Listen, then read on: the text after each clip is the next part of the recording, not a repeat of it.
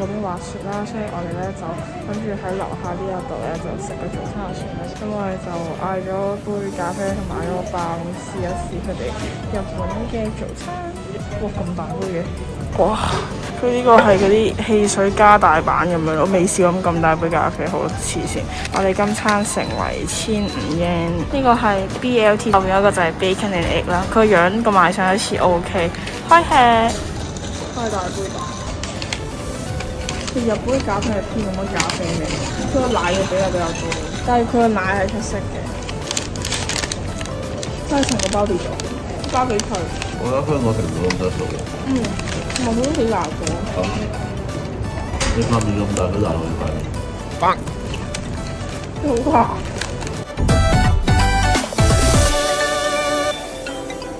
我想講我哋咧一早就已經喺呢個book咗嗰個 JR Pass 嘅東京周遊券啦，即係去啲近郊地方可以去3日咁樣。啲人話去1程已經可以值回票價啦。我剛剛錯晒啦，我哋應該出一集先嘅。我見到 information centre 啊，就喺呢度。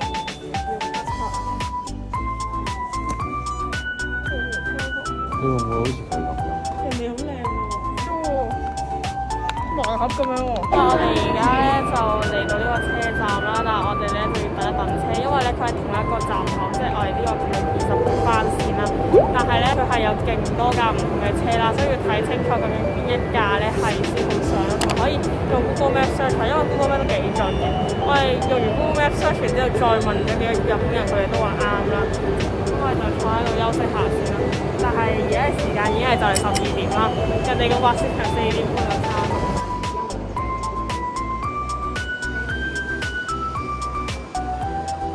我想講頭先掛住瞓覺咧，跟住我哋 miss 咗個站啦，跟住而家嘅時間已經嚟到1點半，而我哋去到應該乜都冇嘢做，跟住我心諗住求其咧落一個站，跟住出去就諗住探索下，因為好似出邊都落雪，跟住之後咧，點知我哋張 pass 唔可以去到咁遠啦，如果去到咁遠咧就要再補錢，跟住之後佢喺度撳個計數機，我哋撳完之後嚇親啦，佢係要俾多6000幾yen啦，即係我哋要俾多400蚊先可以出去咯，所以啲人話點解呢一張 pass 咁抵就係咁解，因為我哋呢張 pass 用3日都係600蚊啦，同埋大家而家見到我瞳孔好似鴛鴦眼咁樣啦，其實係因為頭先我要瞓覺瞓到隻 con 都甩咗，而家我哋淨係希望可以求其揾個地方欣賞下落雪咯，因為我哋兩個都冇睇過雪咯，哇，好似發緊夢咁樣咯，我真係未睇過落雪咯，係咧有啲積雪喺下底，哇，好感動啊！點解落車終於見到啦？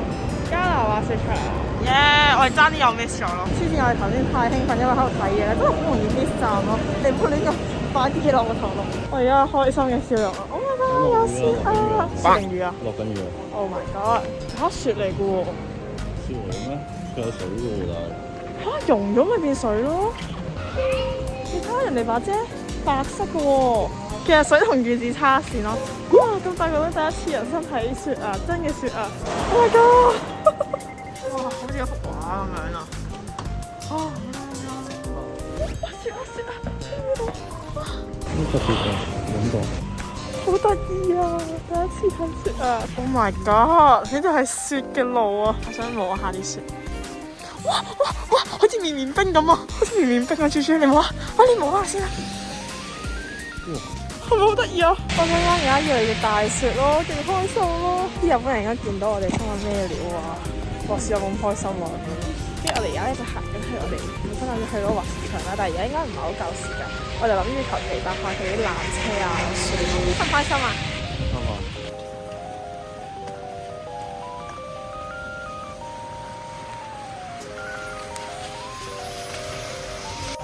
我想講而家係噴啲氣出嚟係有。好好玩，人生第一次睇雪原來係咁興奮。我哋距離我哋目的地咧越嚟越近啦，跟住但係咧我發現呢度一個人都冇咯，究竟係咪啱㗎呢條？幾開心啊！到而家仲開心緊啊！我哋而家越行越大雪，就係啲雪人。我帶咗個啡色毛袋落嚟，跟住佢已經變成白色毛袋啦。跟住佢唔係嗰啲普通嗰啲綿綿雪，我而家係。勁誇張！距離呢個加拿滑雪場收工嘅時間仲有個半鐘，但我哋仲勁有限喺度慢慢喺度影相，完全係無視佢個營業時間咯。好得意啊！你行路嗰啲腳印，我有冇㗎？但係你個鞋底有啲紋理咧，幾好睇啊！你行嘅路幾好睇。先幾經辛苦，我哋終於到啦！我想講其實係有個站嘅咯。終於嚟到呢一個室內嘅 information centre 啦。佢應該呢度咧係有啲嘢食賣啊，跟住咧就可以搭纜車啊、滑雪咁樣，有啲用具可以租借啦。跟住本身咧我哋上網 book 咗嘅，但係因為我哋知我哋遲咗啦，所以我哋就決定咧自己過嚟就咁買。What is the price?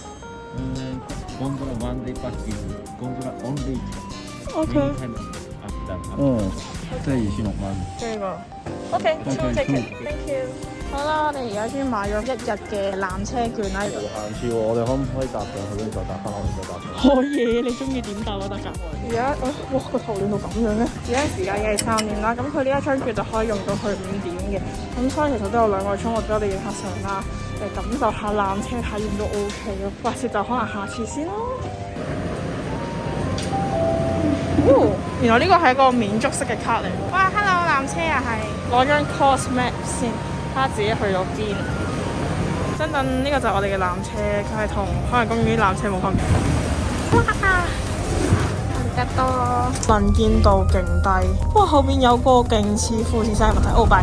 真啊！我已經上咗嚟纜車嘅另一邊啦，跟住而家咧係超級多人喺呢度滑雪咯。應該係2類咯，我哋嚟到係完全唔係滑雪咯。跟住咧，我哋勁想試下搭嗰種嘅纜車，即係吊車咯。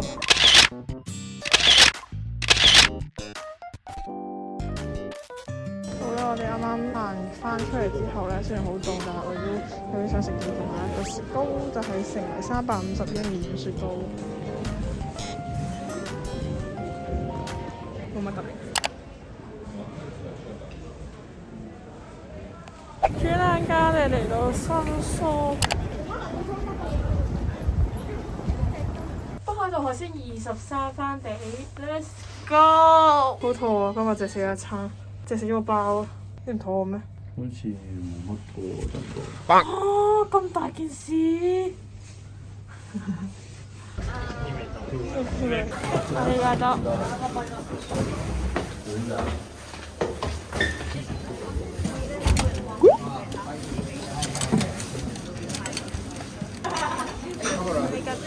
好啦，我哋終於入到嚟呢間餐廳啦。個感覺咧就係一個居酒屋咁嘅樣啦，跟住就係有啲好 classic， 有啲布喺度啦，日式嘅裝修啦。我哋就嗌咗一個刺身啦，跟住同埋有啲串燒啊咁樣嘅。我預計係應該唔係好夠飽嘅，但係佢樣好似好正，同埋都好平。佢係一個2至3人前嘅刺身啦，就係500yen嘅啫。ありがとう。但我哋就因為好肚餓，所以嗌咗個4至6人前嘅。咁依家就睇下佢究竟有幾大份啦。佢係一個是日嘅時令海鮮嚟嘅。跟住我哋啱啱就唔知佢係咪一定最低消費要高啲，跟住就因為我哋聽唔明，佢就係咁問我哋使咪飲嘢咁樣啦。咁所以就嗌咗杯啤酒嘅。我哋 cheers 啊！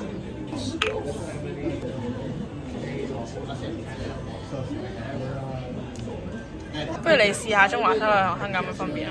個調味唔同咯，但係個質感係一樣。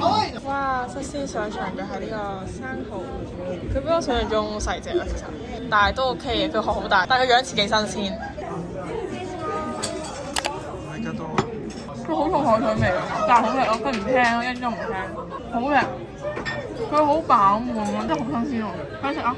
跟住呢個就係我哋嗌嘅4至6人前嘅刺身啦，都唔錯。不如打燈啊！Thank you，嚇親我。以呢個港紙唔使100蚊嚟講都算幾多，同埋佢樣都新鮮。睇下個吞拿魚，哇！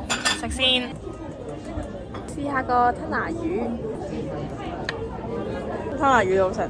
我平時喺香港好少食吞拿魚，因為我覺得有陣魚腥味唔好食啊。但係佢呢一個佢切得好厚啦，同埋佢完全冇嗰種腥味，但係好厚實咯。個肉質好好咯。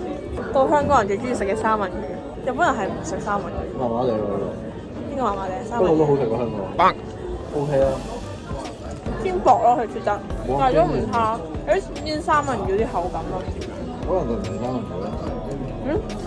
冇可能。試下個蝦先。哇！佢好多膏喎，唔係嗰啲卵啊，唔係膏啊。哇！佢個蝦又幾好食喎，個蝦真係好新鮮咯。佢個殼咯，即係代表佢唔係攞貨，即係唔係香港啲。有殼嘅蝦點嗰個樣都似新鮮。佢蝦好食喎，好鮮甜咯，佢真係甜咯。嗰啲全部都係嗰啲時令海鮮咯，都真係幾時令，真係幾好食。食埋一嚿先食一嚿。好忙啊！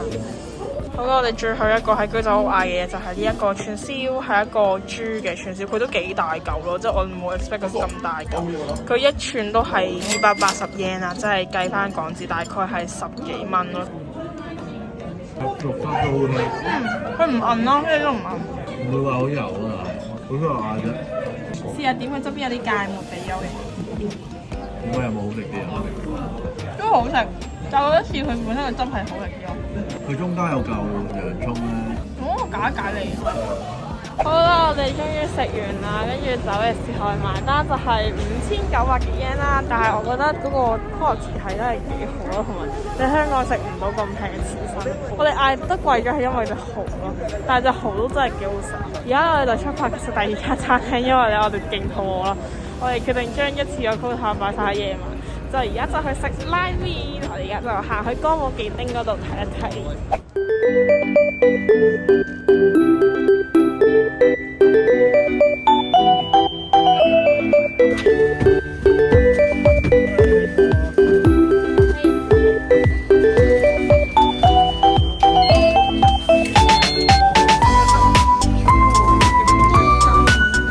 哇！佢有一次好好食啊！